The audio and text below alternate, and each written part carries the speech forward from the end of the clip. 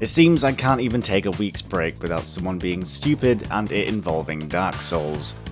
Now listen, we've all said our fair share of idiotic stuff and I'm no different. Dark Souls 2 is good, Neo is average, and For Honor is fun.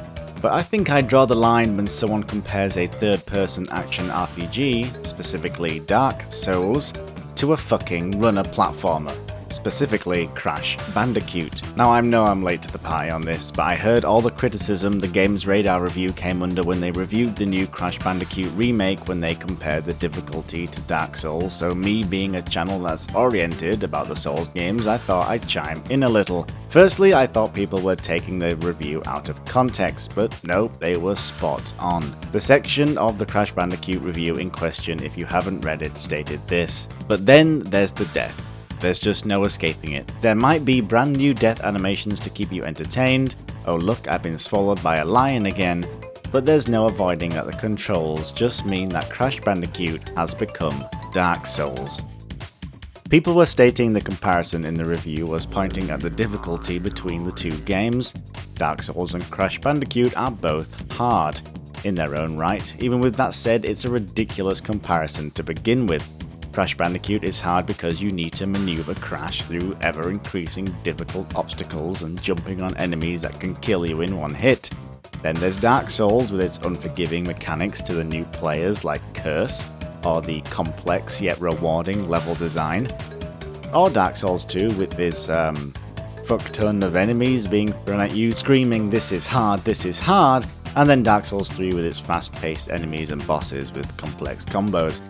Just because one game is hard doesn't mean you have to compare it to Dark Souls. Normally, my Souls elitist mindset would jump with joy at the mere mention of the Souls games, but here just doesn't hold any weight.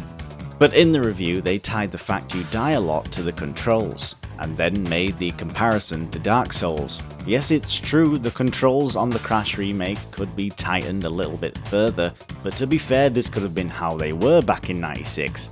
It's been, 15, 16 years since I've personally played a Crash Bandicoot game since the remake, so for all I know the controls haven't changed. But that's not the issue. The issue here is blaming the dying on the controls. If they had left it here, then that would have been a fine criticism. A platforming runner needs tight controls to feel, well, good. But then the comparison gets made to Dark Souls. So let me get this straight. We're comparing the control scheme of Crash Bandicoot to Dark Souls. Right, okay, I'll run with it. Crash Bandicoot at its very core is a platforming game. The entire game is centered around platforming. It's what it is. The level design focuses on it and utilizes that element to a great success, I might add. Crash Bandicoot, especially the first game, had such good pacing, slowly introducing the player to the different variations that the game levels can offer so you can overcome them when it starts throwing various challenges at you later on. And this isn't the nostalgia speaking, I can assure you. For example, I'd say the first couple of levels, the first level in particular, showcases the fundamentals perfectly. Then by the end of the island, you're using what you've learned in reverse, running away from a boulder.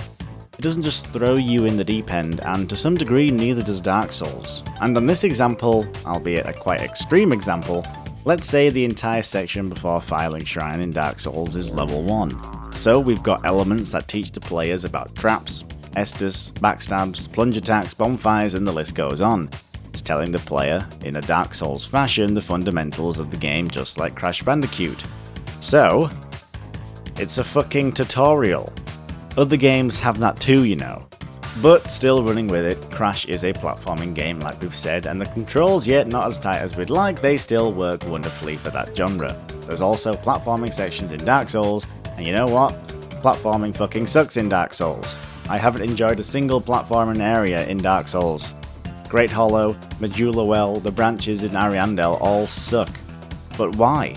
It's hard to think of a definitive reason, but I think I have one. Depth of perception and the camera.